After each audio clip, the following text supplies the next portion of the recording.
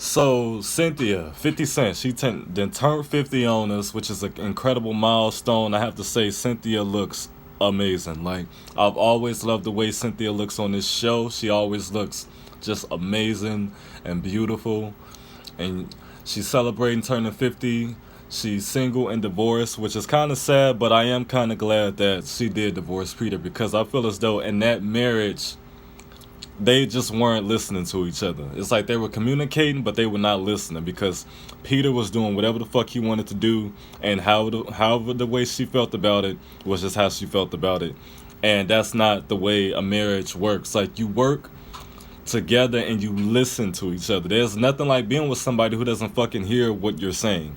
Not even better yet, who's not listening to what you're saying. And I feel like in that marriage, Peter was not listening to Cynthia when she said, dude, you are making rash decisions and you are making me look bad because I'm not knowing the decisions that you're making. So when I found out about it, I'm just like a deer in headlights, like, oh, okay, this bitch done made another motherfucking rash decision.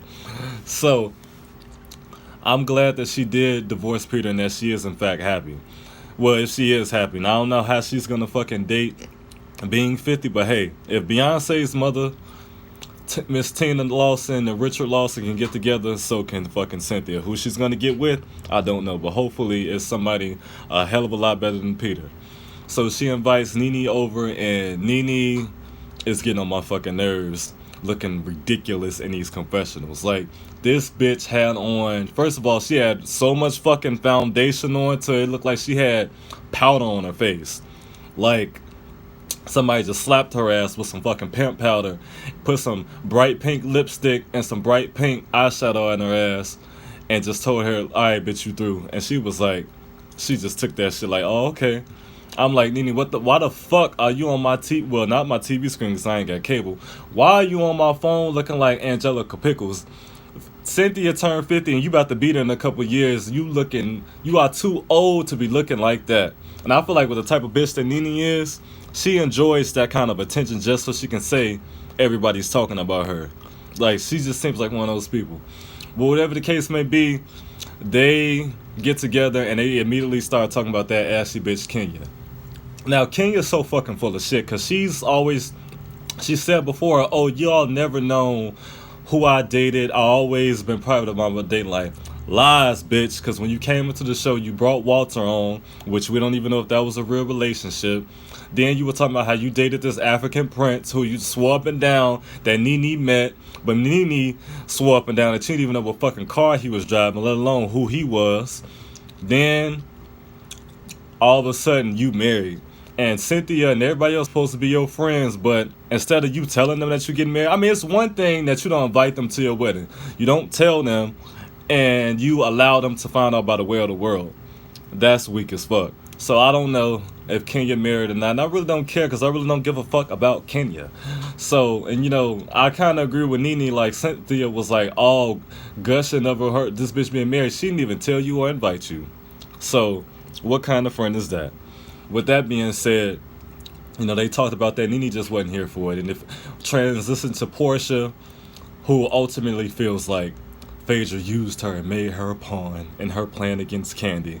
Now, I can't even say that. Like, that whole situation, I just feel like Portia didn't do anything wrong and Candy was not innocent because the two of them were not getting along that entire season. Both of them were talking shit about each other. Both of them were calling each other hoes and lesbians, and then it just got out of control with the whole drug me thing. But like Portia said, which everyone lost in translation, she never accused Candy of saying that she tried to rape her. She asked her about it. And Portia was not going around saying like, oh, this bitch tried to rape me. That was more so Candy telling everybody that Portia was saying that. So Candy spread that rumor about herself, not Portia. So I didn't like how everyone was turning against Portia, saying that Portia did that when really it was Candy. So she's like, it seems that she wants to make amends with Candy. Candy is a very stubborn Taurus. Like, it took her almost 20 years to make amends with Escape. So I think hell is gonna have to freeze over before that happens, Portia. So you can almost just forget that. Phaedra, I kind of feel like if I was Phaedra's friend at that time, although she hadn't done it to me, if she was sincere about redeeming herself, then I could still be friends with that bitch. But well, people like that, you got to look at them like, look, you did that to this motherfucker, and she was your close friend, and I'm your friend, so who knows? Am I exempt? I don't know. I don't want to find out either. Now, with that said, so it goes from her to Kenya on the phone with her daddy, who I really don't believe is her fucking father, because they look nothing alike.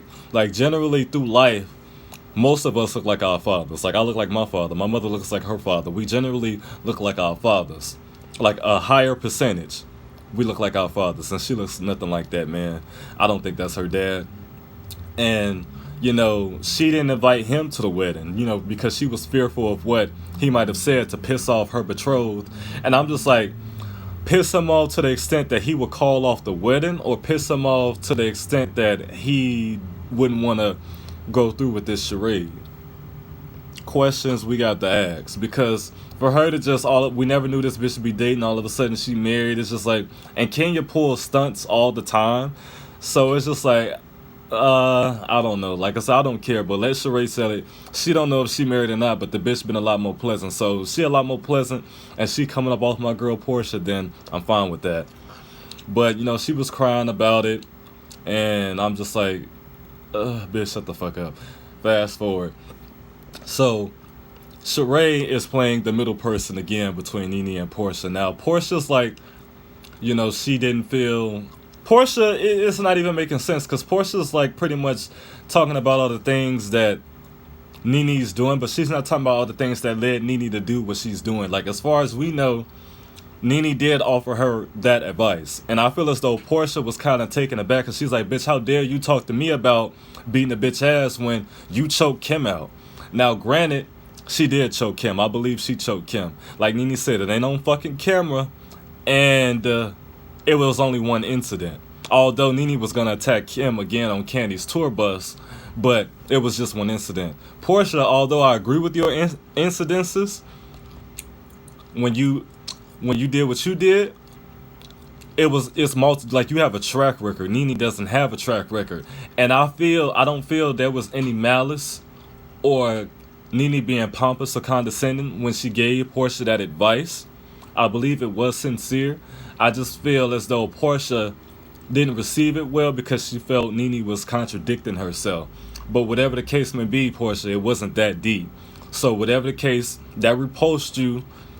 You stopped fucking with Nene, and Nene started doing all of that whole shit. Nene's so full of shit, and it's so crazy. Like, on the first season, she talked about how she kept it so real, and she tell it like it is. Nene, you full of shit, and you been full of shit, because you talking about some, oh, I never said the word fired, but you said this bitch should be off the show.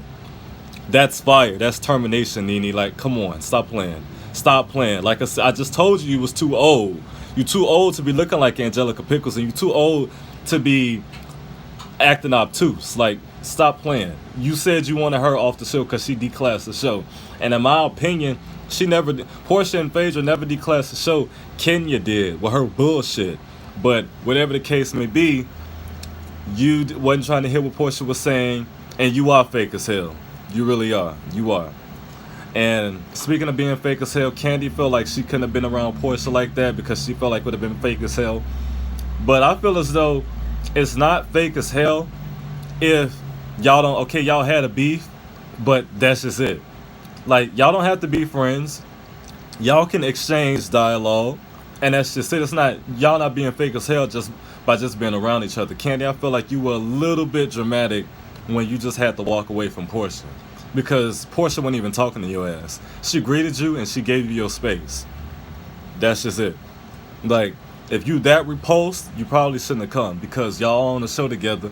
Y'all are gonna have to film, and just the antics are, oh, let me get the fuck away from her, because like, it ain't that deep.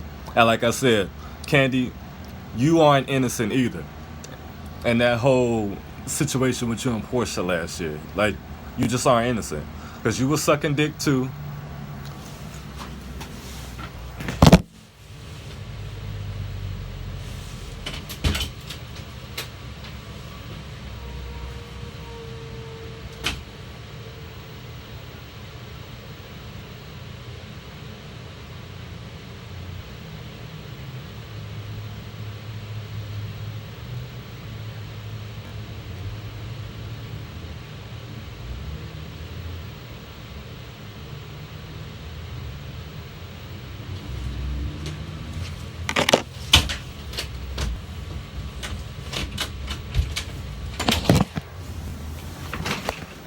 Anyway, so yeah, Candy, you were sucking dick too. Like so both of y'all were going at each other last season.